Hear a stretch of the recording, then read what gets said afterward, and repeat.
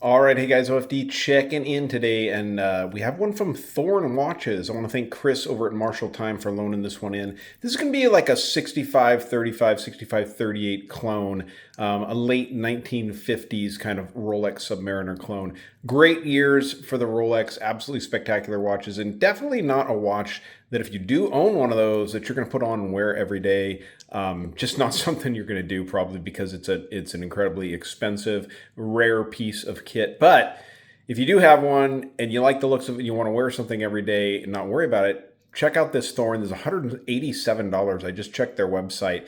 And this is a really great version of that watch, even mimicking that riveted bracelet. I know that some people are going to make comments about the screws stripping on this bracelet because there's been some comments about that I've seen on the internet.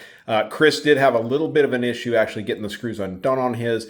He contacted Thorn at Watch Dives, and they went ahead and sent him, took care of it for him. Didn't balk about it, and I think that's great service. So let's talk about this watch. Great dimensions here. You have a 40mm case from side to side, right around 47 lug tip to lug tip, about 12.5 to 13 millimeters of thinness from the case back to the top of this domed sapphire crystal. And when we got it on the side here, you can see a signed crown. Not sure what that is signed with, but also the pierced lugs for quick and easy strap changes. 120 click bezel on this watch, getting the job done. And one of the things I really appreciate about this watch, and my hands are a little wet there. I actually just cleaned this watch off a little bit before the video.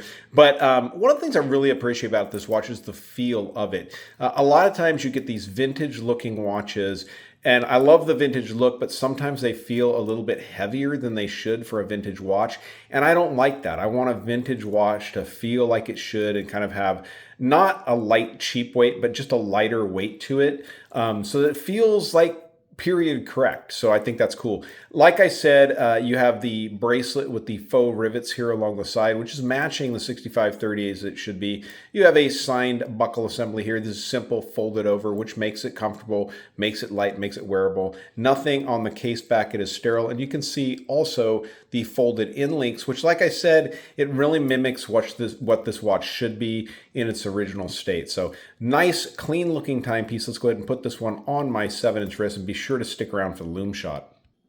All right, so this is all adjusted to Chris's wrist, so I'm not going to adjust it. But man, it is a clean, comfortable watch. It sits on the wrist well, and this weight is perfect.